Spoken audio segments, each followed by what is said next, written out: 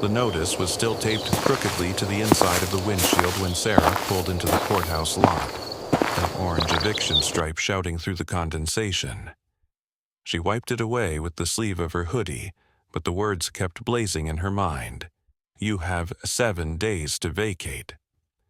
The landlord's text had chimed as if it was a weather update, and her boss had shrugged with his hands in his reusable coffee mug and said, "You were late 3 times, Sarah."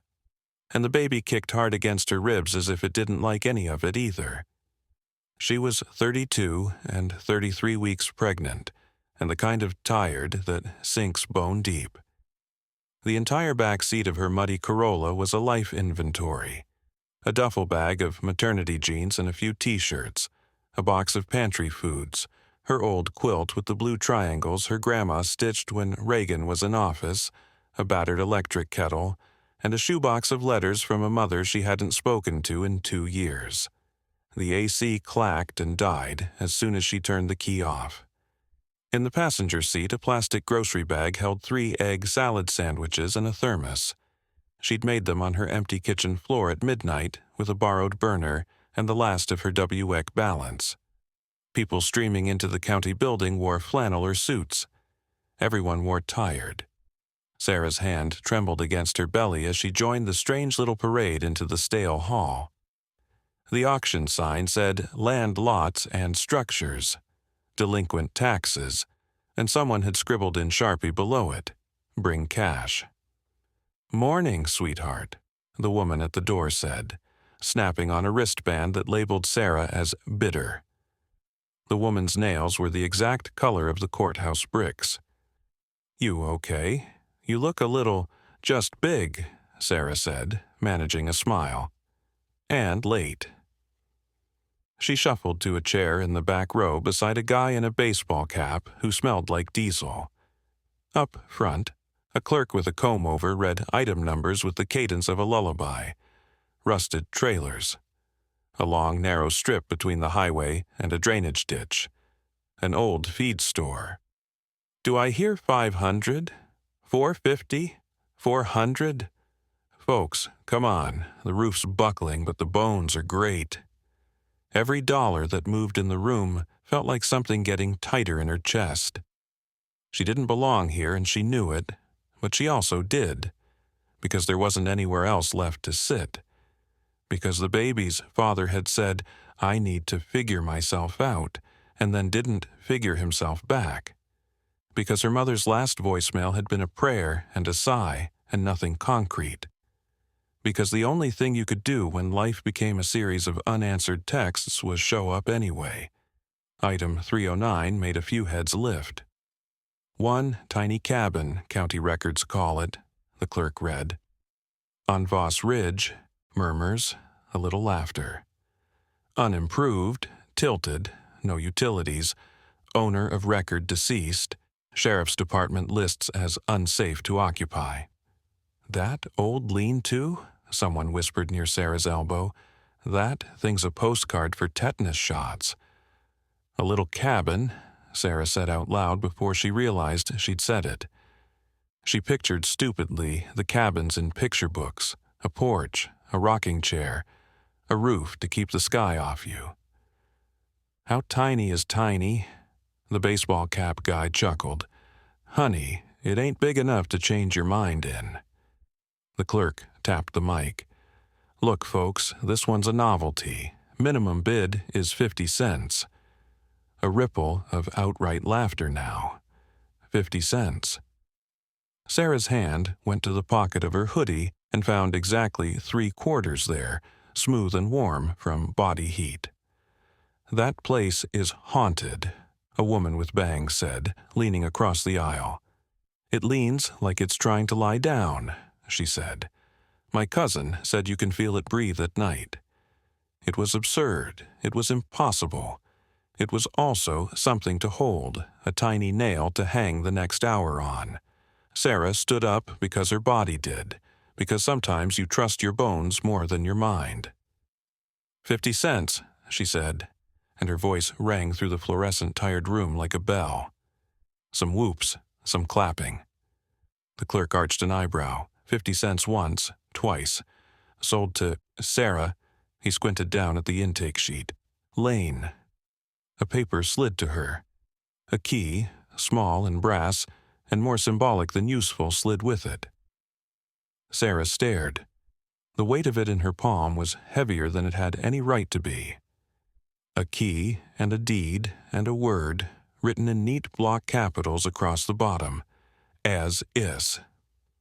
Before we go any further, if stories like this, raw, human, and full of those twisty little hopes, speak to you, do me a favor. Tap like and subscribe. It truly helps us keep telling them daily. And I'd love to know where you're watching from and what time it is there. Drop that in the comments so we can see this little community stretch across the map like lights on a night drive.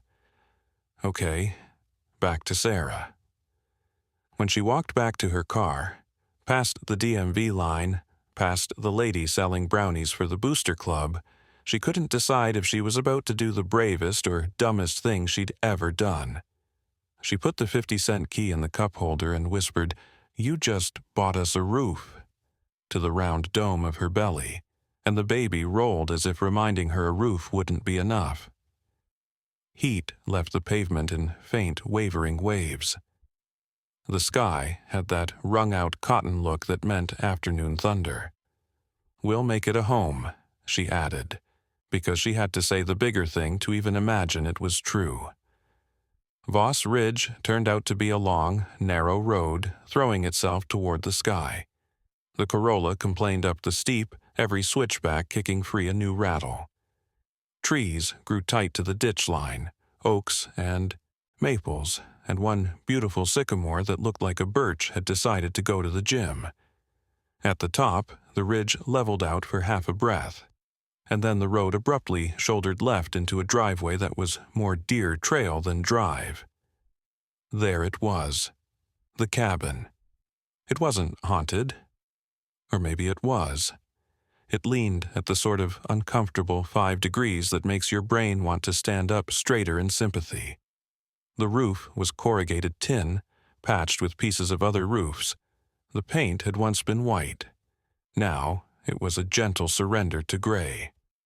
Wildflowers had colonized the narrow stoop. A single window, glass rippling with age, blinked at her. Even tilted, it had a kind of dignity, like an old man refusing to go to the doctor. Sarah put the car in park and just sat with it, letting her eyes adjust to this new version of hope. Inside, the door groaned its complaint at being used. The smell that rose to meet her was immediate and strangely beautiful. Old pine boards warming in sunlight, dust and mouse and damp earth. And beyond all that, a faint sharpness like something metal not quite forgotten. She felt her own body answer, careful but curious. The floor was a wide patchwork of boards. The lean was worse in here. If she put a stray apple on the counter, it would roll toward that back corner like it had a date to keep. Dust motes spun in the sunlight, falling through a hole in the roof in a slow, generous waltz. There wasn't a proper kitchen so much as a counter someone had once bolted to the wall, and a cast-iron sink without pipes going anywhere. A small wood stove tried to look important near one wall and did not quite manage it, missing a length of stovepipe like a person missing a sentence. On a nail by the door hung a lopsided horseshoe, the kind people insist brings luck if you hang it the right way. This one was hung wrong, open side down, as if it had been poured out on purpose. "What would you do," Sarah asked the quiet out loud, "if your only hope was hidden in a place everyone else had forgotten?" The cabin did not answer. The sun did, though. It shifted and found a crack in the roof exactly over the almost center of the room, and a thin ribbon of light threaded the dark, landing on a knot in the floorboards that looked like a sleeping eye. She could leave. She could call the number on a flyer she'd grabbed at the courthouse. Family shelter, intake hours 9 to 4, or the number on the other flyer, the one for Voss Ridge Development, seeking to buy any and all parcels along the ridge, cash offers, fast closings. She could drive back down the hill and ask Carol at the diner if they needed a night waitress. She could call her mother and say, "You were right, I was proud, can you send $20?" She could cry, like she'd been holding back an industrial amount of crying for months now. Or she could set down the kettle, fill it with bottled water, and see if the stove could be persuaded to remember how to boil. She did the third thing. It felt like both rebellion and surrender. The kettle made an encouraging factory whistle at one end and indifference at the other. Sarah found the breaker box, which was not a breaker box at all but a fuse box, the kind she'd seen in movies set in other centuries. Every fuse slot was empty. "Okay," she told the baby, "we're camping." She ate one of the egg salad sandwiches sitting on the stoop, staring out at a view that was almost unfair. The ridge fell away, and the valley hunkered down in greens and blues. Fields, a thin ribbon of river, smoke making vertical grammar in the sky above the cannery. The cabin leaned right, but the horizon leaned left, and somehow it balanced the thing in her brain that had been dizzy for months. Her phone buzzed with a text, then another. Her landlord again, "Just making sure you got my message." Her old boss, "We'll need your keycard by Friday." Her mother's prayer hands emoji. She let the phone click itself back to sleep. "What if it's okay to be here?" she asked the big quiet. Just for a minute. The minute lasted an hour. It saw her sweep the floor with a broom she found in the corner, saw her open windows that screamed and then reluctantly allowed air, saw her assemble the metal cot she'd tossed in the Corolla last night, saw her spread the quilt with the blue triangles and tuck it under like a promise. It saw her find, in a drawer tucked under that mangled counter, a small box with a sliding lid that made a satisfying sound, like a secret breaking open. Inside was a stub of pencil, an old key and a single coin, a 1951 wheat penny, rubbed thin by what could only have been worry. The old key didn't fit the front door, which she'd expected, and didn't fit the little padlock on a cabinet she discovered half hidden by a shelf, which she hadn't. It did catch in something else. Under the cot, her foot knocked a board that didn't sound honest when it knocked. The thud wasn't just wood on wood, but metal complaining. On her knees, cursing the belly that had become permanent front company, she found a seam where the boards weren't flush, and beneath them a locked box built into the house itself. Its keyhole was as delicate as a wink.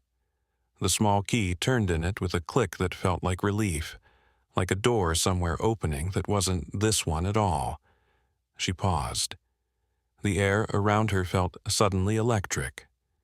It didn't feel like trespassing exactly. It felt like arriving somewhere someone had saved a chair for you.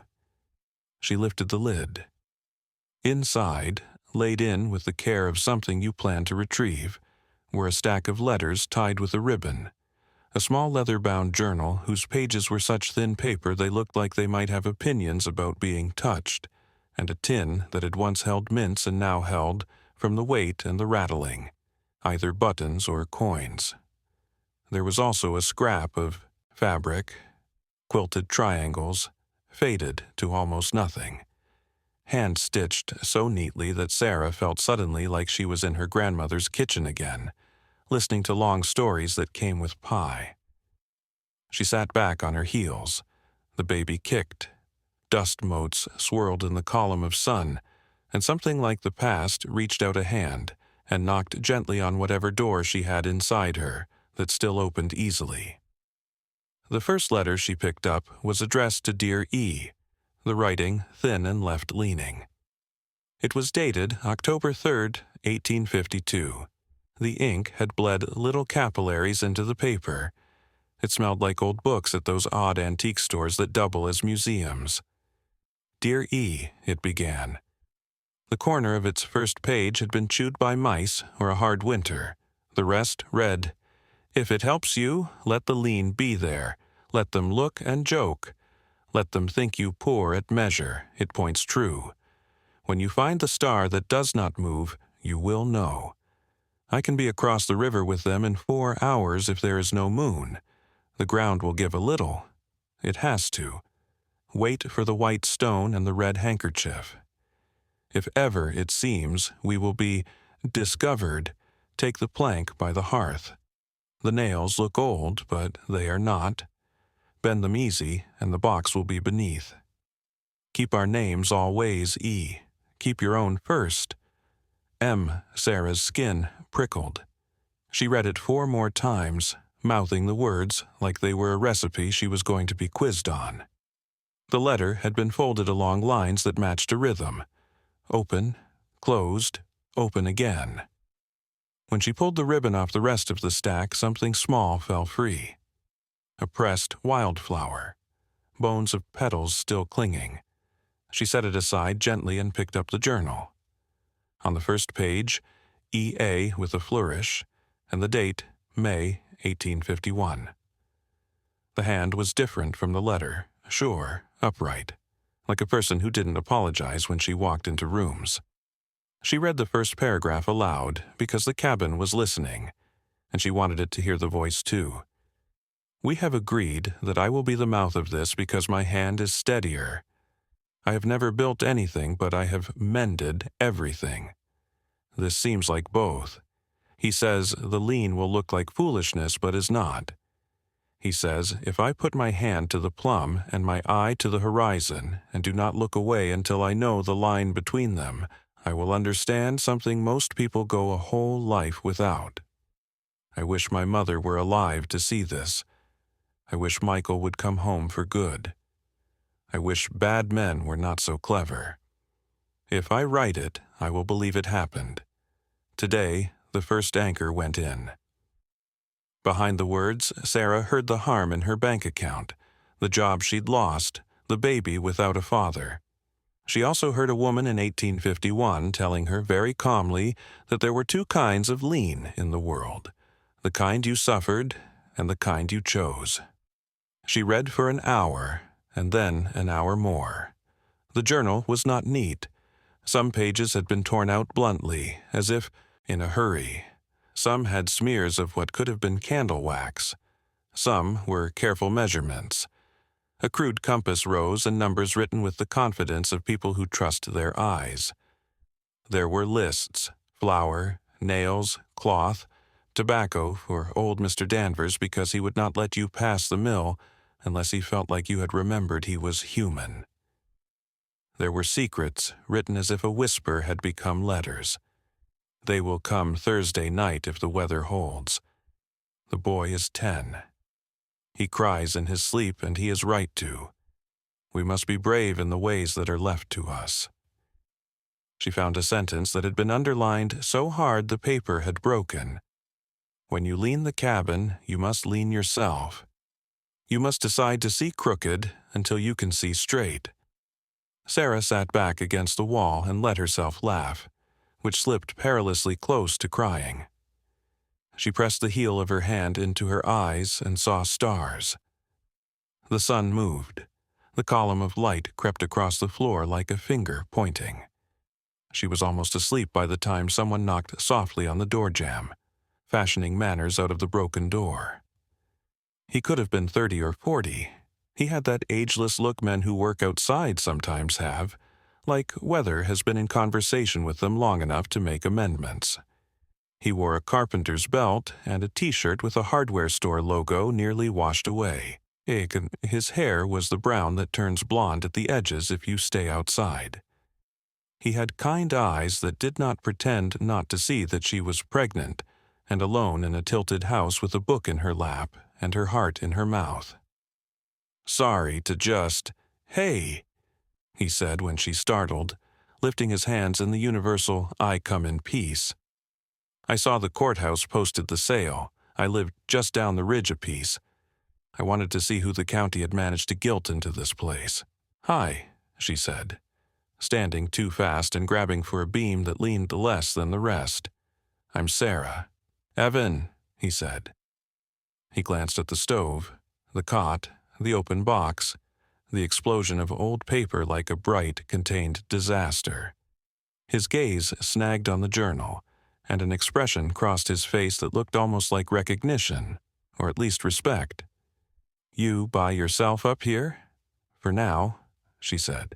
It was 50 cents. Evan grinned, a sun through clouds expression. "Best deal and worst, all at once. Sounds about right." She gestured to the room. "It's, cozy. It's a hazard," he said, but gently. He stepped just inside, his boots making the floor protest. "I do a lot of, save it before it eats a person work. I could bring up some jacks, at least make it stop trying to take a nap." "It's condemned," Sarah said, the word tasting like someone else's mouthwash. "I know," Evan said. "But condemned is just a county's way of saying it's easier to give up on old things than figure out how to care for them." He crouched and touched the floor with the back of his hand, as if taking a temperature. "The lean, it's not all rot. Some of it's something else." "Something else?" He tipped his head toward the back corner. "Ground's settling back there in a weird way. Not like a sinkage you get with rot or a washout, but like there's, I don't know, a void, something under." A tunnel, Sarah thought, unreasonably, thinking of letters that said the ground will give a little.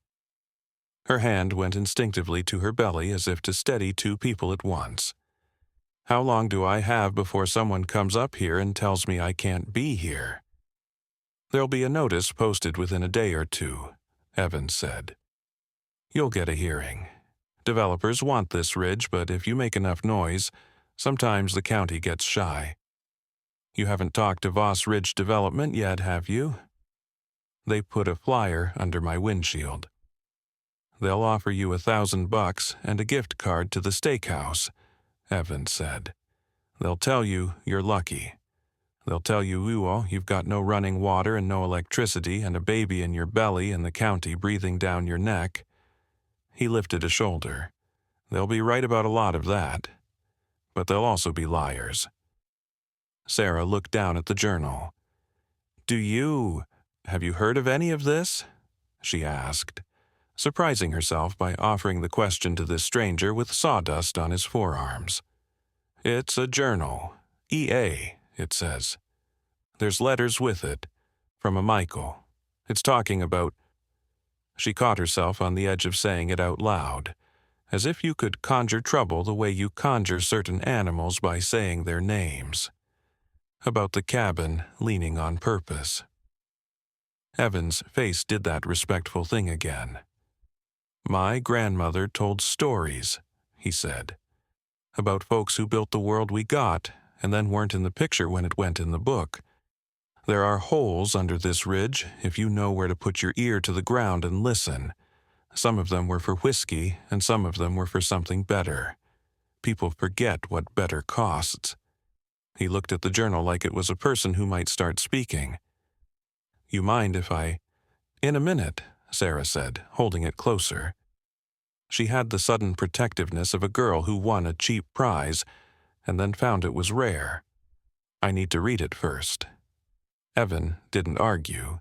Instead, he looked at the roof. "You're going to get rain tonight," he said. "I've got a tarp I can bring up. You shouldn't be up here in a storm without a good roof. I can also run you a line from my generator, at least charge your phone." "I don't have signal up here anyway," she said. "Sometimes that's a gift." He turned as if to go, then paused. "You need anything, like, I don't know, someone to hold a board while you swing a hammer without falling down?" "I have a baby in my belly," Sarah said. "I'm not swinging many hammers." "Right," Evan said, smiling. "Then someone to swing a hammer while you point at things. I'm around." "Thank you," she said, and meant it. When the storm broke, it did it with a Midwestern efficiency that made the windows shudder. Rain found all the places the tin roof had forgotten to be a roof. Sarah put bowls under the obvious leaks and used her good towel to soak up the ones that announced themselves with a plink. The cabin sighed as if it knew it had been asked to hold more than itself. She read E.A.'s journal as the rain made polka dots of everything. E.A. wrote about grain prices and foxes, and the bitter new pastor who came out to the ridge and declared everything a sin that didn't happen inside his small square house. She wrote about Michael's hands and what they could conjure out of nothing more than dirt and stubborn. She wrote about the way the stars looked like something had been poured across the sky and spilled. She wrote in half sentences when she was tired, like a mother talking to herself. Baby girl across river, fever gone. Mrs. C sends cloth. Grant came by, wants us to sell. He says growth is God. I say God is not hungry. Grant. The name soured the room a little. Sarah recognized it from the flyer. Grant Voss, the smiling face of Voss Ridge Development. The same family had been here since before the courthouse was built. "We did it," one page said. "We finished the angle. The winter wind tells us we were right. It sings against the eaves like snow wheels. Uncle says it looks drunk, but I think it looks deliberate. Michael says sometimes being right looks like mischief. The line from the corner of the house to the rock by the eastern birch is true. It will point a person who knows nothing to where true is, if they can be quiet enough to listen." Under that, a drawing. Crude but definite. The corner of the cabin. A line like a sight line. A little X where the line met a small rectangle under the floor. Sarah looked to the corner the drawing indicated, and the baby seemed to do so too. The corner leaned hardest. The floorboards there had been replaced at some point with lumber from a different life. Wider boards, less polished, nail heads that looked almost new in comparison. The nails looked old, but they are not. Bend them easy, and the box will be beneath. "Of course it's under the floor," she told her belly. "Everything is always under the floor." "You talking to yourself?" The voice at the door made her jump. It wasn't Evans. The man on the stoop wore a golf shirt that had never seen golf. He was Hazards in human form handsome. 2 white teeth. A tan that looked like it came out of a bottle. Eyes that slid off you as if you were not as interesting as mirrors. Another man in a suit stood a half step behind him, doing the thing bodyguards do where they make themselves smaller and bigger at the same time. "Who?" "Grant Voss," he said, as if his name should open doors. "I'm here as a courtesy. I heard you purchased this unsafe structure today, and I wanted to extend our company's assistance in transitioning you into something more safe and appropriate for—" His hands did a vague circle that included her stomach as if it were a separate entity and less pleasant to address directly. "Your situation." "I'm fine," Sarah said. The rain behind them made everything feel like it was under glass. "We're fine." "Right," Grant said, smiling the way some people smile at dogs they are about to adopt and rename. "Listen, you look like a nice person. This place is going to be demolished. It's dangerous. The county's going to put a notice up here within 48 hours, and in 30 days they'll bring machines up here whether you're ready or not. We'd like to make it easy for you. $2,000 and 3 nights at the Ridge Lodge to get your feet under you again. We'll take this off your hands." "It's an unsafe structure," she said, hearing the county words in his mouth. "That's exactly why it needs to be taken down," he said, the smile getting firmer as it did less. "We're going to make something safe here, something good for the county. Jobs, tourism, a view for people who can appreciate it." "I appreciate it," Sarah said. "That's not what I—" He caught himself. He was good at this. He had practiced not making enemies of the people he didn't care about. "I mean, I'm sure you do, but we have plans, and there are a lot of moving parts you wouldn't be aware of." Ikuven's truck pulled up as if he'd been summoned by whatever part of Sarah's brain had just started to play fight music. He killed the engine and stepped out into the rain. "Afternoon, Mr. Voss," he said, tipping his chin. "You recruiting new neighbors to be made homeless again?" "Mr. Cole, is it?" Grant's polite voice had sandpaper under it now. "Always a pleasure to deal with local craftsmen. We prefer the term people who can count," Evans said. Grant's smile turned into something like a straight line that wasn't a smile at all. "Ms. Lane, I truly am here to help. They will condemn this structure. It will be a legal nightmare. You do not want to bring a baby into this." "You can't condemn something you're ignoring," Sarah said, surprising herself with her own courage. "Seems like you pick which things you see. Maybe I'll pick mine." "Take the money," Grant said softly, leaning closer. "You won't get a better offer. The county works with people who work with them.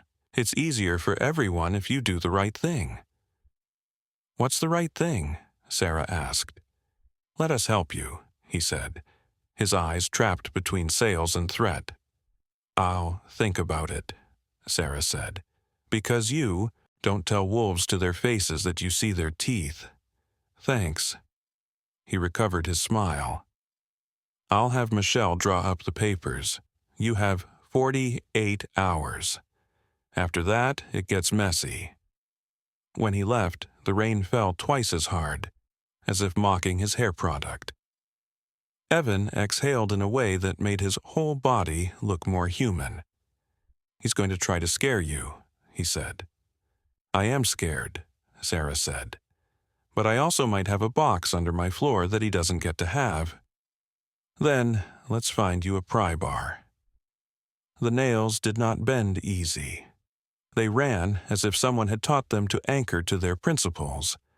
Evan's shoulders moved in that beautiful economy of motion men who make things have, and slowly the nails strode out of their tight circles. Sarah held a flashlight and monitored her own heart rate and the baby's kicks.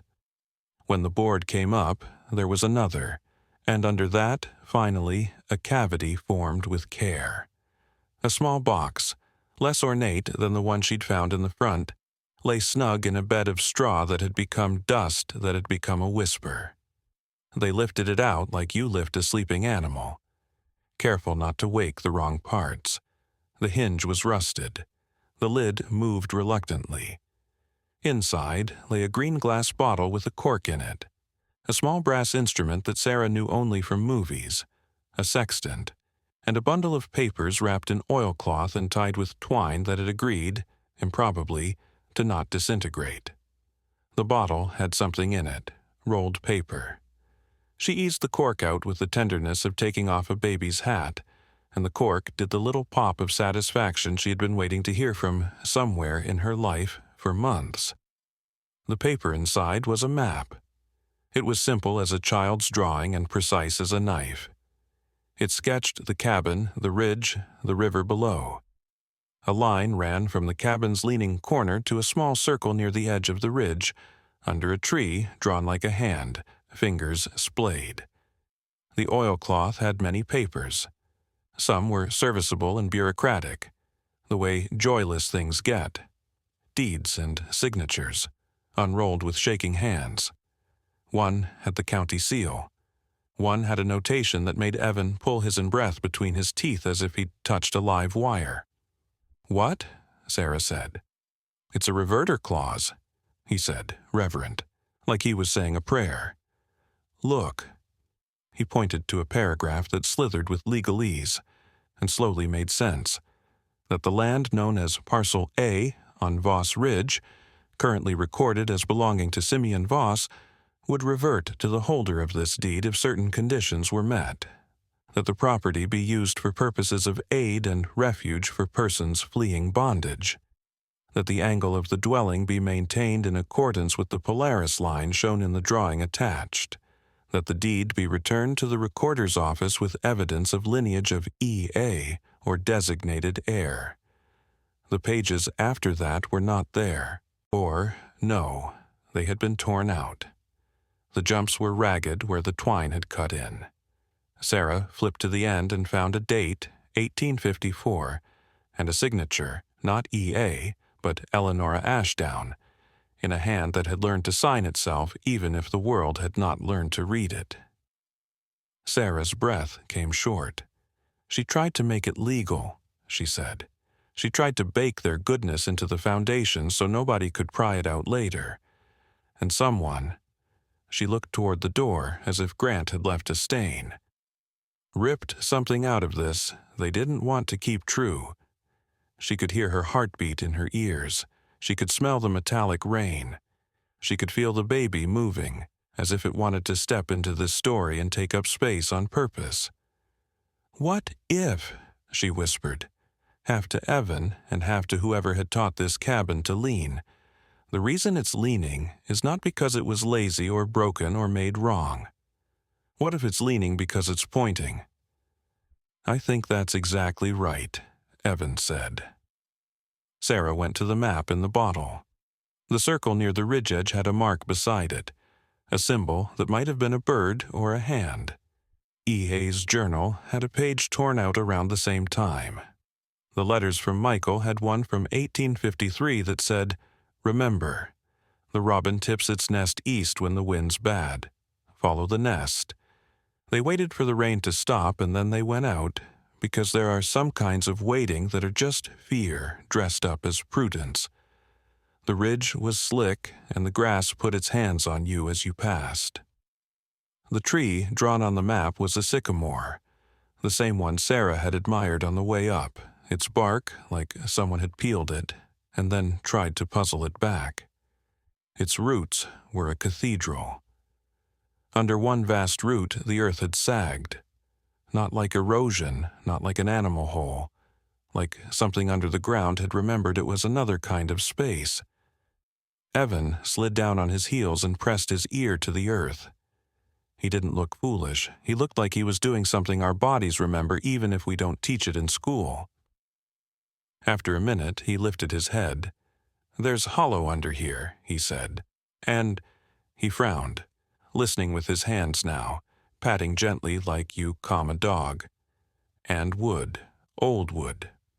"Old wood," Sarah repeated, because echoing felt like half the work of believing. They went back for tools.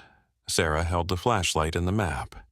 Evan did what a man with a righteous mission and a pry bar does. Dirt gave, roots negotiated. Wood revealed itself. A planked door forgotten deliberately. Someone had smeared mud over the seam to make it look like earth. Evan got the tip of the bar under it and pried, and a wind came out. A soft tunnel breath, cool and dry and old enough to make the hairs rise on Sarah's arms. The space under smelled of dirt and iron and candle smoke and something else that was not quite fear and not quite bravery, but the thing made of both. They lowered themselves onto a ladder made of sticks and hope. The flashlight beam moved over walls lined with rough timbers, with shelves hammered in. There were blankets folded in a stack that had become more idea than fabric. There was, in the corner, a tiny tin cup and a slate and a piece of chalk and a pair of shoes too small to belong to any adult. There was, nailed to the far wall, a quilt square. Sarah swallowed hard. The square was triangles, a pattern she knew not, because she knew quilts, but because her grandmother had told her they could be messages. The flying geese pattern, her grandmother had said once, there in her kitchen with a cup of cooling tea, and a story she'd told because no one else had asked her to. It means go north. It means keep going. It means you're almost where the world will let you breathe different. "I think this is," Evan said, and then didn't finish, like he didn't want to say the name loud and wrong. "The Underground Railroad," Sarah said for him, and the tunnel accepted the name the way some places accept a blessing. "They built this to hide people," she said, an awe she had not felt about anything in years pouring into her like a sunrise. She tilted the house to point to it. "Not just to point to it," Evan said, his light catching the way the tunnel turned. To point you north. The lean would read if you knew how to see. The angle would be a compass when it was too dangerous to carry one. Sarah had to sit. She found a crate and lowered herself down with both hands protecting her belly. People don't believe in kinds of goodness that cost them, she said. So someone tore out the parts that meant this had teeth. They found a lantern. They found a box with a few coins and a Bible with a name in it. Naomi Calloway, 1853. They found a small carving of a bird with a red-painted breast. The paint had flaked, but its meaning had not. There were places where the wall was scarred from somebody hitting it with something sharp, trying to break out. Sarah pressed her palm to that place and thought about a little boy of 10, crying in his sleep and being right to. They came up into the twilight of evening feeling like they were different people than the ones who had gone down. The world above had not changed to announce their transformation. The sky softened toward a storm violet. The cabin leaned the way it had leaned before. The raindrops on the tall grass made everything prisms. They ate sandwiches sitting on the floor because you celebrate with what you have. Sarah read more of E.A.'s journal by flashlight.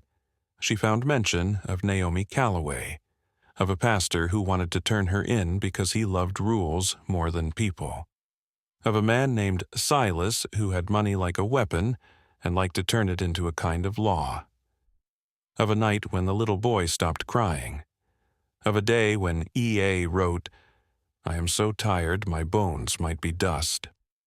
I want a house that stands straight, and I do not want to be the one who has to hold it up on my own."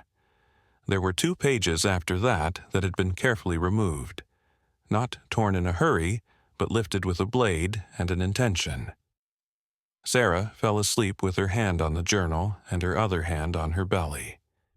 In the morning, she woke with hunger that felt like a declaration and fear that felt like an old debt. She had to make choices. She had to get someone to listen.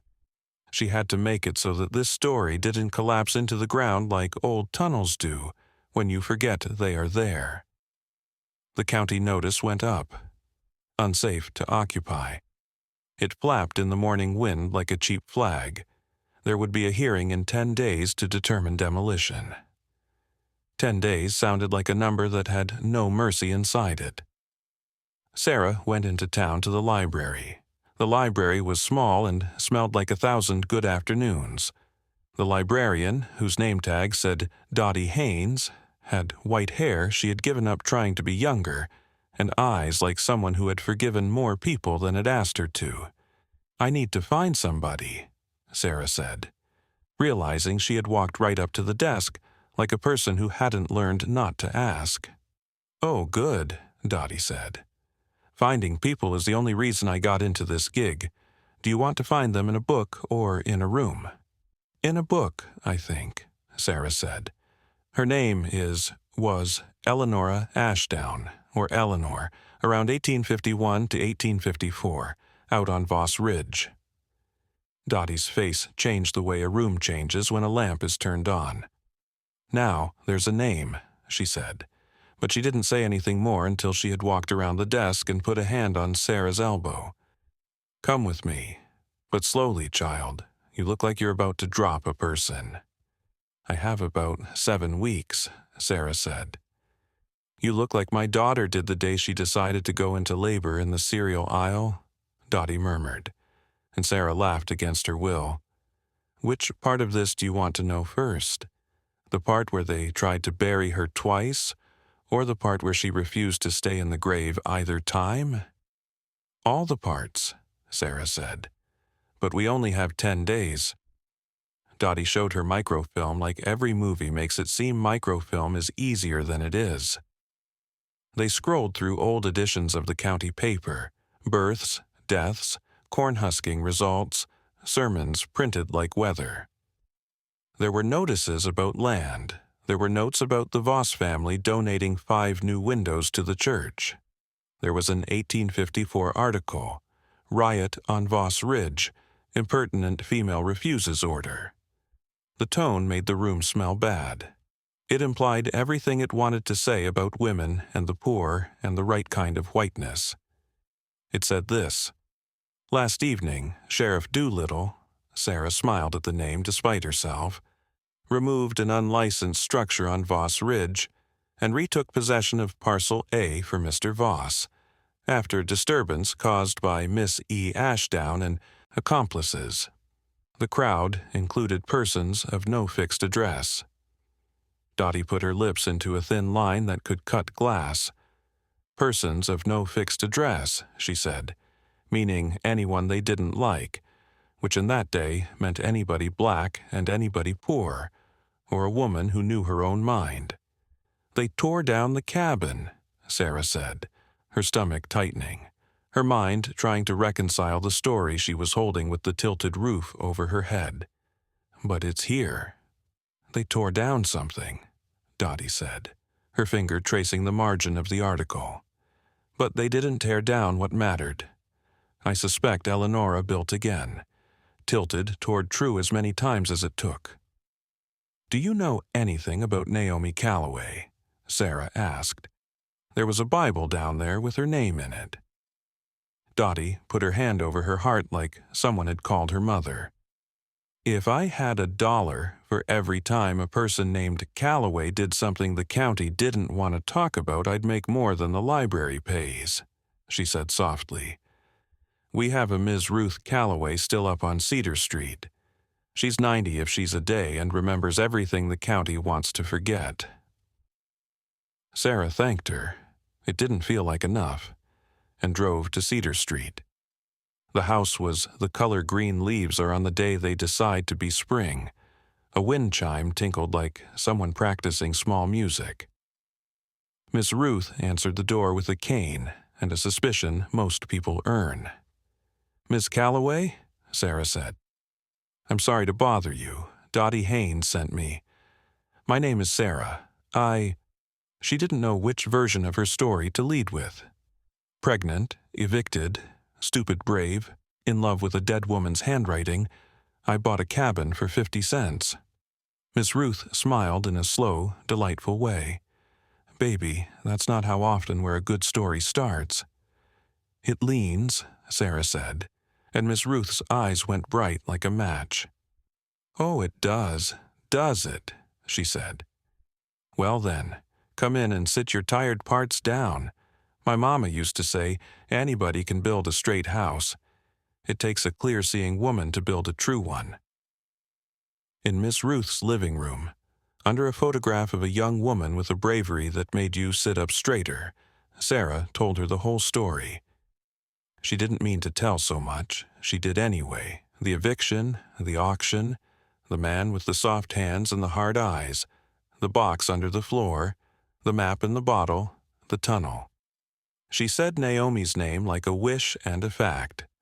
Miss Ruth reached for a book on the side table that looked like it had sat there 15 years waiting for this day.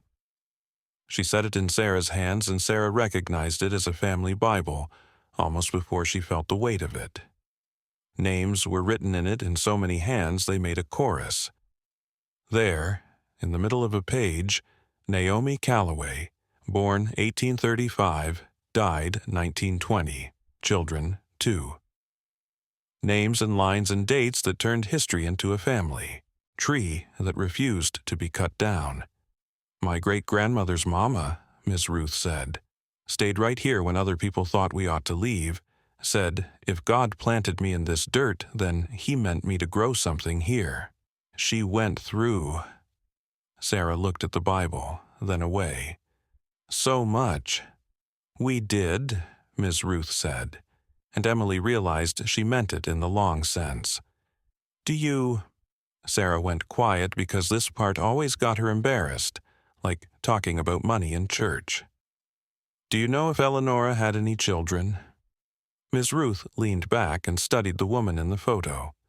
"Had a girl," she said after a moment. "Or a boy. I can't remember which. The county stopped liking to write our names in places that counted, and a lot of pages got missing. But I remember my grandmother saying the Ashdown girl left and then came back and then left again. Had a baby out of wedlock, and that made the pastor mad and the women more curious than they wanted to admit. Somebody took that baby and wrote it like it wasn't theirs. Sarah felt a slow heat rise in her chest, like a fuse meeting flame. She remembered being 5 and holding a faded baby blanket with triangles on it, and her mother saying, "It was your grandma's, and that's all," in the tone of voice people use when they hope you don't ask them if they're happy. "My mother won't talk about her mother," Sarah said, surprising herself with the way the sentence felt like admitting a crime. "She won't talk about anything that happened before she met my father, and he was gone before I could ask him any of the big questions." "You a tired woman," Miss Ruth said gently, "and you've been trying to make a life out of pieces when there's more on the other side of the door you're knocking on. I can call my nephew. He's stubborn in a way I like. He can help you get your papers straight if that's what this is going to take." Sarah blinked. "I don't even know what to ask for," she said. "Ask for what's yours," Miss Ruth said. "People get real tidy when they think they own what the Lord didn't sign over to them." Miss Ruth called a number, and then, in a voice that had told people what to do for 90 years, told the person who answered that he would be coming up to Voss Ridge with a box of Insight and 2 pizzas and a laptop, because there was a child on the way and a story that needed telling more than most. He turned out to be a lawyer. Not the old man with the pipe kind, but the kind who wore jeans and looked like a music teacher. His name was Jordan Pike. He worked out of his living room and believed goofy things like justice in small towns. He showed up an hour later with the pizzas and the laptop and sat on the floor of the cabin like the tilt was a small opinion he couldn't be bothered to argue with. "Okay," he said, riffling through the deed like a DJ finding his track. "This is going to be wild. Reverter clauses are weird and old, and people hate them because they don't like past people being right." He read aloud the part that said the property must be used for aid and refuge. He read the part that said it needed to be returned to the county recorder with proof of lineage. He frowned at the missing pages. "Somebody got clever and cut out the part that would make this easy," he said. "Of course they did." "My daughter is due in 7 weeks," Sarah said. "The county wants to demolish my fake house in 10 days. The developer wants to buy me out for not enough to make a dent. The only good news is that the house is pointing at a tunnel that proves this place was good when the county was bad." She laughed, and it sounded like brittle glass. "My idea of a maternity plan was a bassinet from Target and some casseroles from my mom. It's a lot," Jordan said. "But people have had babies in worse rooms. We are going to do 3 things fast, okay?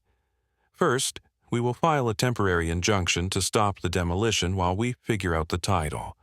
Counties don't like admitting they might be wrong, but they like getting sued less. Second, we will flood the press with the tunnel. Photos, testimonies. People don't care about property law, but they love secrets under their feet. Third, we will dig up any public record we can that ties Eleonora to you. Birth records, baptismals, marriage licenses, anything that reminds the county that people existed in a documented way." "What if there's nothing?" Sarah asked. "People get written out so easy." "Then we find an oral history and a quilt and a family Bible, and we stare down a county until it blinks," Jordan said, as if this was a job description someone sane would take. "People like to do the right thing if enough people are watching them not doing it." "I love you," Sarah said, and then caught herself. "I mean," she amended, "in the way people love plumbers when everything is backed up." Evan brought jacks. The 3 of them moved like a small determined army around the cabin, lifting and shoring and bracing. He put up the tarp. He rigged a line from his generator and made light. The cabin stopped whining and started something that felt a lot like listening. They took photographs of the tunnel like it was a cathedral. They brought Ms. Ruth down into it, and she stood there with her cane and said, "My mama told me this dirt remembers me," and Sarah wondered when she had last watched an old woman become a whole country, and decided it was now. They filmed Dottie pointing to old articles. They filmed Sarah reading lines from the journal, her voice imitating EA's quiet calm. They waited while Jordan wrote a very long and very angry document that began, "Dear Sir" or "Madam," and involved words like application for injunction and public interest and irreparable harm. It worked, at least enough to give them breathing room. A judge in a suit that had seen better fits than this signed a paper that put a freeze on demolition for 14 days and required the county to hold off on issuing permits to Voss Ridge Development for anything touching Parcel A. People who'd never met Sarah said things like, "I saw that thing about the tunnel on Facebook." People who'd known about the tunnel for years without telling anyone showed up at the cabin with pie. Because that's what you do when someone is in a fight with a rich man in a small town. You bring sugar and meat and stories. Grant did not go away. He changed tactics. He stopped smiling altogether. He sent a different guy in a different suit to knock on the door and say, "Miss Lane, this is going to ruin you," and then ask if she had any box she wanted to put her things in. He called the county and pressured them to pressure her. He called the paper and demanded a retraction for a photo of a quilt square that he said constituted trespass of meaning. Sarah didn't cry in front of him. She cried in the shower at the hardware store, where you put quarters into a little machine and got 10 minutes of hot water and the dignity of your own privacy. She cried into the shoulder of a woman in the checkout line when the baby kicked so hard it hurt and also felt exactly like happiness. She called her mother and let the phone ring to the end, and then to the recording where her mother said, "This is Ella. Leave a message if you have something to say." And Sarah thought, "I do." She called back later, and her mother answered, and the conversation went exactly like all the ones they had before, until it didn't. "Mom," she said, "I bought a place." "Oh, thank God," her mother said, and then, "What place?" "A tiny cabin on Voss Ridge." Her mother didn't speak fast enough, and silence is a language when you speak it long enough. When she did, her words were someone else's shoes she hadn't broken in yet. "That's a bad idea." "People keep saying that," Sarah said. "It's becoming my love language." "Sarah, Voss Ridge is—" Her mother stopped. "It's humid up there." "It's humid everywhere in summer, Mom." "And you'll be alone," her mother said, as if the word alone was a place on a map. "That baby needs more than wishes." "I'm not alone," Sarah said, and it was almost true. "I have a lawyer who doubles as a pizza delivery service. I have a neighbor with a generator. I have a 90-year-old woman with a cane, and the kind of stare that makes white men flinch." Her mother made a small noise that meant she was trying not to laugh at the wrong part. "You and your dramatics. There's a tunnel," Sarah said abruptly, "under the cabin for people who needed it. I found a journal, Mom, a woman named Eleonora. She's—" Sarah groped for a word that was easy and true. "She's me, but braver." "Don't say that," her mother said in a tone that could have been a prayer or a warning. "Please, don't say that out loud." "Why?" Sarah asked softly. "Why can't I say the name of the woman I want to be out loud?" Her mother breathed. It sounded like something breaking. "Because she was mine," she said at last. "She was my grandmother. And if you say her name out loud, you'll make me remember the parts I promised people I'd forget." Sarah sat down on the cot, in the tilted house with her heart doing a new thing in her chest. "Mom," she said, and the word tasted like pie and fights. "You knew." "I didn't know how to know it without it hurting," her mother said, "and I loved you like you were mine, which you were, and I told myself names didn't matter.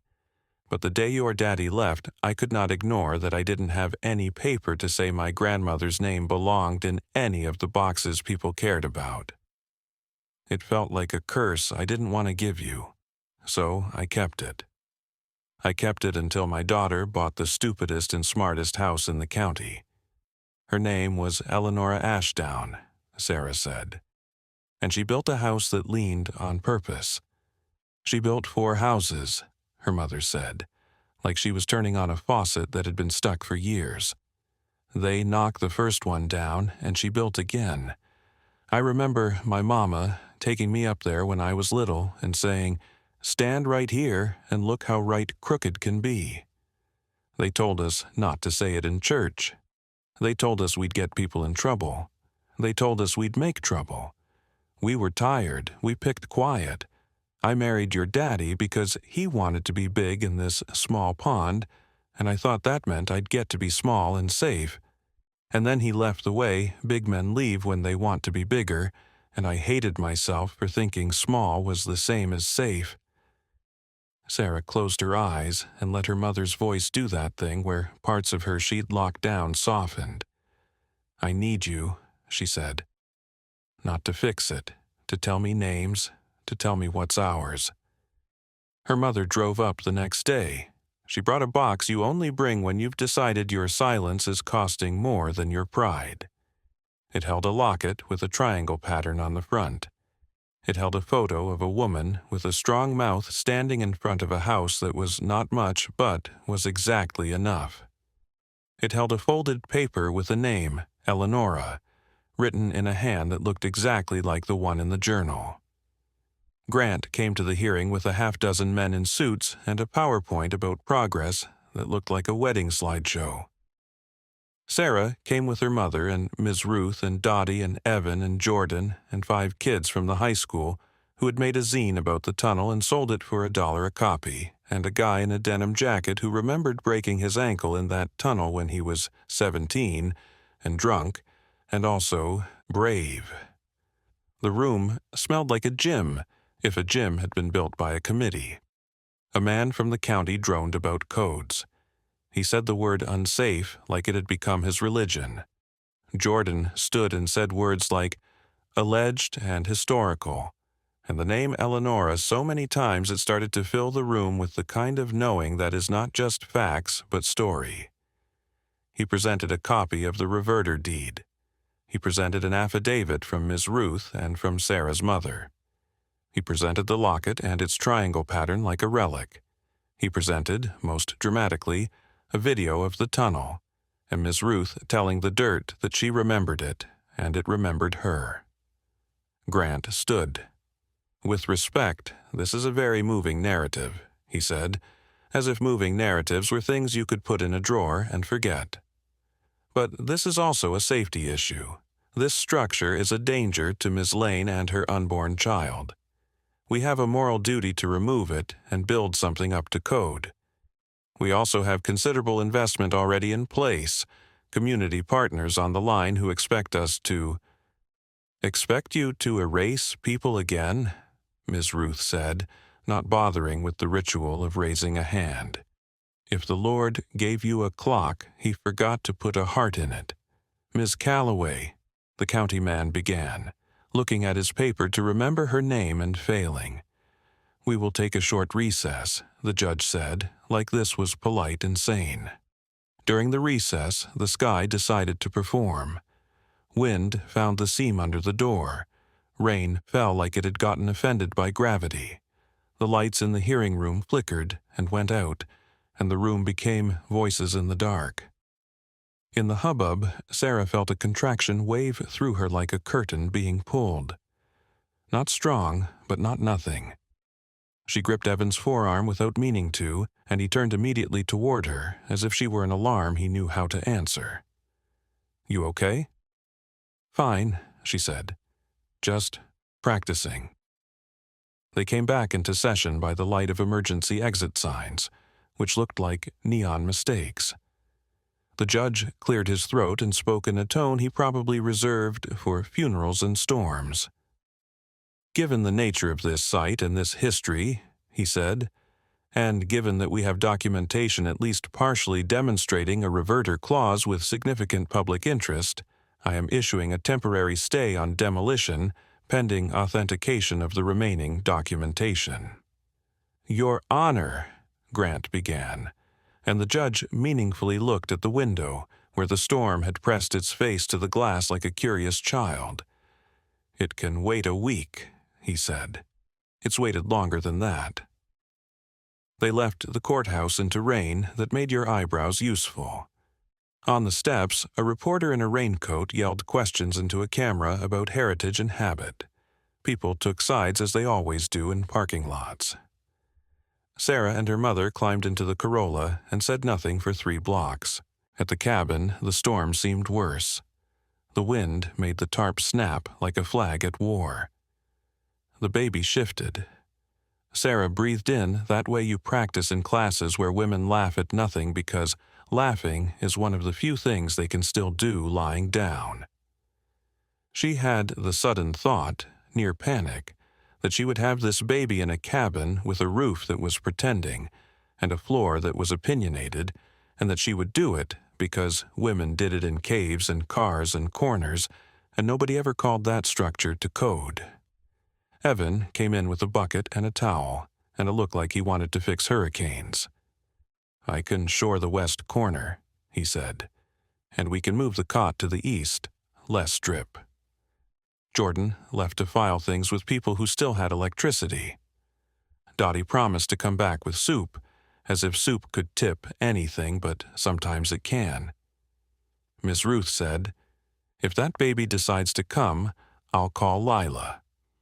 And when Sarah stared like she had just been told she would do this on a roller coaster, Miss Ruth added, "Lila's a midwife, baby. Think I'd leave you to the menfolk and a towel?" The candle on the counter had collected a halo of wax that made it look fancy. The wind jammed the door and then let it go. The sound of water dripping had a rhythm now, a syncopation you could set your breath to if you had to. Another contraction came, then another. They were like polite strangers at first. "Hello, ma'am, isn't this rain something?" Then they became more like relatives, leaning into the room and asking for something you didn't think you had left. "Maybe it's just the storm," Sarah told anyone listening. "Maybe she wants to meet it. Maybe she wants to be born under a roof that points at true," her mother said. And her voice had no bitterness in it, not now, not anymore. "Lila," Miss Ruth said into the phone, "we're having a county hearing and a baby, and I need you up on Voss Ridge in a hurry." She listened to something on the other end of the line and laughed. "Yes, I know you were watching your stories. Yes, this one's better." Lila arrived with hands like the best kind of discipline. She took one look at Sarah and said, "You've been practicing. Good. Let's see if you know it by heart yet." She made the room into a place people had been born before, without changing a single piece of furniture. Everything she touched calmed down. Grant would show up in an ugly way in the next 24 hours. They would hear him downstairs, arguing with Evan about legal things while a woman upstairs refuted the idea that legality was the same as right, and that documents were the only way to be real. They would hear his voice get loud enough that Miss Ruth would smack the floor with her cane and shout, "There's a baby in here, boy. Go somewhere else to be a fool." But for now, there was a rhythm. Sarah breathed, and someone else breathed with her. The cabin breathed too, like a bellows, in and out. The candle went out and was relit. Lila said the things people who protect you say: "You're safe, you're powerful. You're making a person who will kick the world true." The contraction that did the thing you spend months worrying about came at 2 a.m. It rolled through her, unstoppable, and like music she had always known. She cursed everyone she loved, and then apologized, and then laughed, and then cried, and then said, "I think I can't." And Lila said, "Oh, baby, that means you can." The storm screamed. the tarp ripped in a way that made even men's hearts paper. And as if the entire town had decided to become part of this story, lightning ripped the sky open and made the cabin bright for one hard second. And in that second, the tilt did something the journal had said it would. The beam of light that had spent its life haphazardly found a hole in the roof and traveled in a straight line to a particular place on the back wall and lit up a tiny chunk of wood that was not wood at all, but tin, painted to look like the rest. "Do you see that?" Sarah asked, breathless, between the universe insisting on new people. Does anyone? "I got it." Evan's voice came like a loyal dog's. "Push your baby," he added, like it needed saying. He followed the light as if it were a hand dragging him. He pried at the tin with his pocket knife and pulled free a small flat object in time to turn as Sarah's daughter slid into the world.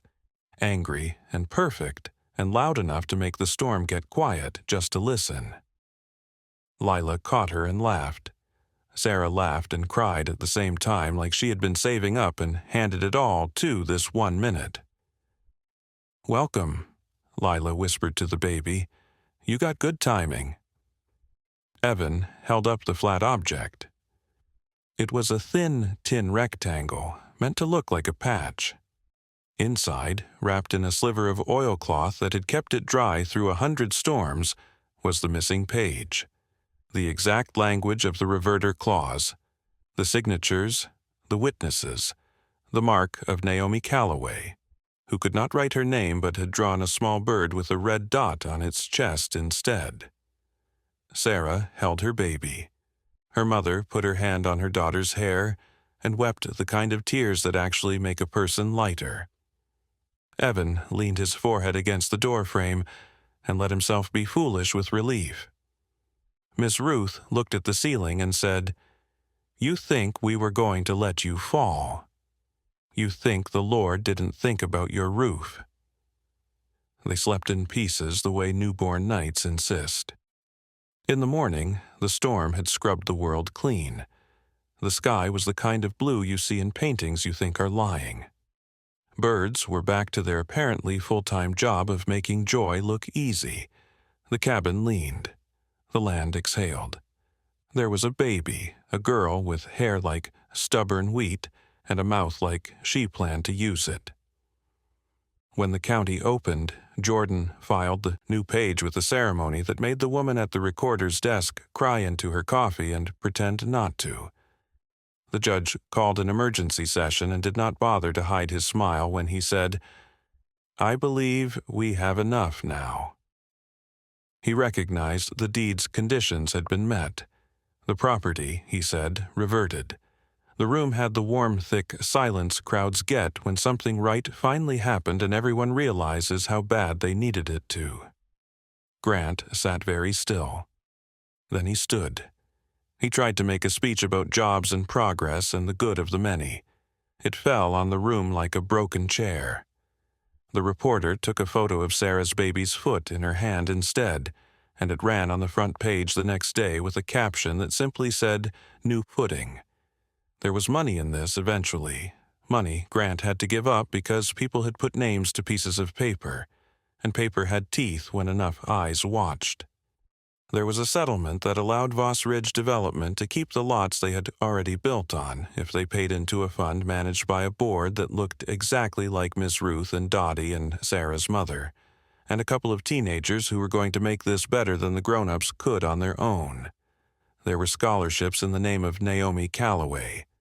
There was a plaque that made even old men stand quiet when they read it, and a museum committee that tried not to turn it into sacred while still letting it be holy. There was a ribbon cutting for a footpath that followed the tunnel above ground, and children ran it like it was a game, because sometimes you have to teach them first that joy belongs to them, and then later tell them what this path cost. The cabin was saved. Not straightened, saved. Because sometimes the point is not to make something like nothing ever hurt it. Sometimes the point is to leave the mark of hard right on it so you can know what it taught you. Evan replaced the stovepipe and a little part of his own heart while he was at it. They put a railing along the east wall to help hold on to on days when holding on to felt like the only thing that could save you. They put a rocking chair on the stoop that came from a yard sale and turned out to have been EA's once, if you believed the way it fit into the corner where you could see the river. Sarah believed. You know he'll just try to find another way to build around you, Evan said one afternoon, standing with his hands in his pockets on the path that led to the sycamore. The day was so blue it made shadows feel like kindness, not absence. He will, Sarah said, but he will have to do it knowing the ground remembers us. That's the part that makes it matter. You going to stay up here? He asked, not looking at her when he asked. Because sometimes the bravest thing you can do is ask a question with your chin down. I am, she said, if you're going to help me learn which beams to trust and which to let go. Smiled then, in the direction of the river. I'm good at holding things while they get braver, he said. You are, she said, and I am too. She named the baby Eleonora Naomi, and sometimes called her Nora Bird. On evening walks, she'd tuck the journal under one arm and carry her daughter against her chest and read aloud. We did it. We finished the angle. Michael came home safe and hungry. We did not say the names of the people we helped because the world still does not deserve to hang their stories on a wall, but we held them in our mouths, and that counts. Once, months later, when fall had come and made every tree look like it had been dipped in honey, Sarah saw an old man standing near the sycamore with his hat in his hands. He looked turned around and small in a way that made you want to forgive him more than you wanted to shove him. It was Grant's father. He had a face that had spent so much time being obeyed it had forgotten how to ask. My daddy told me my granddaddy was a good man, he said, not looking at Sarah when he said it. I don't know how to rearrange that in my head. You don't have to, Sarah said. You just have to make room next to it for the truth. My son, he started, and then stopped because sentences like that end in places nobody admires. Your son will make 100 choices in the next 20 years, Sarah said softly. Every one of them a chance to be who he is, instead of who people paid him to be.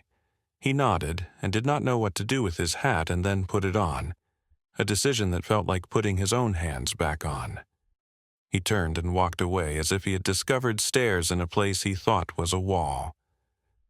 On quiet afternoons when the baby slept and the sun cut across the room and lit up the dust like sequins, Sarah believed in everything again. In her own hands. In the weird, stubborn goodness of a stranger who brings you a tarp and a generator when you need it. In the fierce, generous mouth of an old woman who gives you your name back. In the way a house that leans can make you stand up straighter. At night, sometimes, she would sit in the rocking chair with Nora Bird asleep against her chest and listen to the ridge, the wind, the small animal sounds of things trying to live. The occasional low rumble of a train far down in the valley, making its own line through the night. Evan would fix a coffee at the stove and put it in her hand without speaking, and she would say, "There was a time I thought hope didn't live in houses anymore." And he would say, "It hides under the floor and waits for the right person to pry it up." And they would both laugh because it was true and not a joke. One morning, Dottie came up with an old newspaper clamped under her arm and a face like the day you finally address the letter you've had on your desk for months. "Found something in a box behind the genealogy section," she announced, as if this were not exactly the most Dottie thing to say. It was a marriage record, or rather, a marriage someone had tried to make invisible. A license between Eleonora Ashdown and a man named Silas Voss that had never been filed, never been sworn, never been brought into the light. There was a notation scrawled across it: invalid, bride absent, groom intoxicated. On the back, in a hand that matched a young man's in another register, it said, she said no. The town's mouth went open in a collective "oh" as the story that had been told, the one where their founding hero tried to save a poor woman with his money, became its opposite. He had tried to take what she was building and hang his name on it like a picture. She had refused. He had made her pay, and she had built anyway.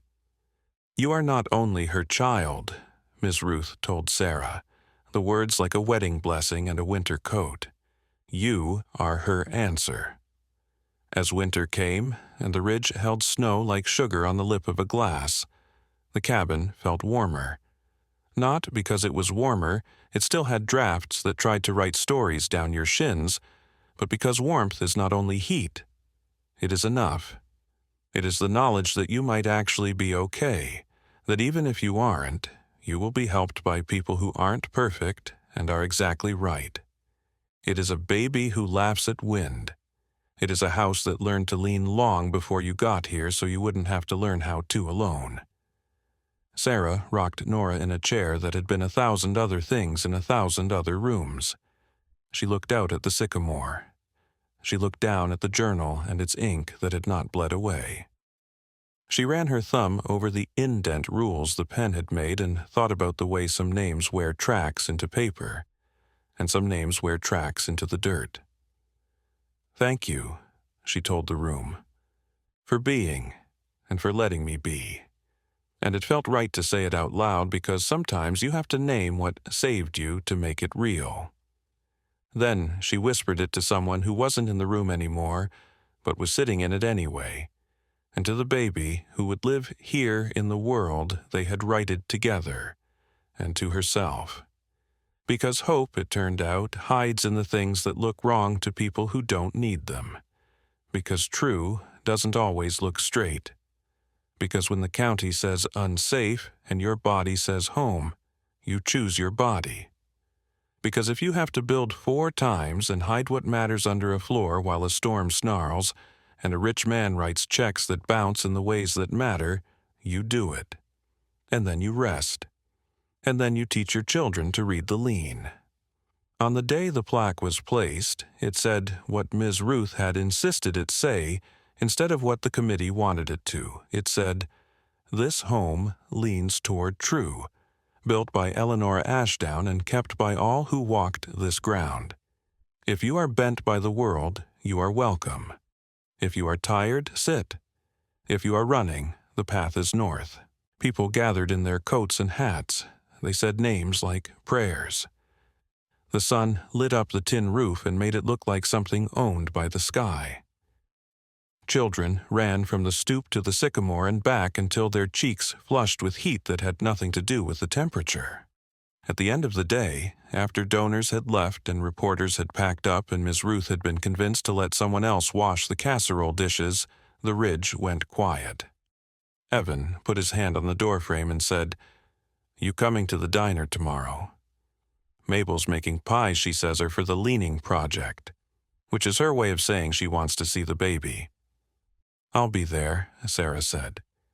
"We should buy a pie and pretend we made it." "We'll say grace over it and that counts," Evan said, and then added, shy, "You want company?" "Always," she said. He left. The baby slept. The house made personal sounds that made you feel less alone in the universe. Wood settling its arguments, a mouse changing apartments. The wind picked up and then put itself down again. The horizon did not lean, the cabin did. The combination made all the sense in the world. Sarah sat in the rocking chair, pulled the quilt she had slept under as a child up over her lap, and watched the slow-faith sky turn the color of peaches cut too early. She watched until the first star announced itself, and then stayed when 10 more came, and then when the whole of night did. The North Star did what it had always done, which is stay. She felt that in her bones and in her baby's warm weight, and in the place inside her that had felt empty since long before she could name why. She fell asleep like that because bodies doing the work of making new people are allowed to do that. She dreamed of a woman tilting a house on purpose, of a boy who stopped crying, of a man who thought money could substitute for goodness and learned that it could not, of a neighbor helping to hold up one end of a burden while you found a better way to carry it. She woke to morning. She woke to coffee. She woke to the sound of her mother downstairs, humming a song she had learned in the kitchen of a house that leaned because it had to and always would. In the small space between sleep and day where you tell yourself what you can and cannot do, Sarah told herself this: I did not find my life by looking for a straight path. It was under the floor. It was in a box. It was in a journal that somebody wrote in when the night was long.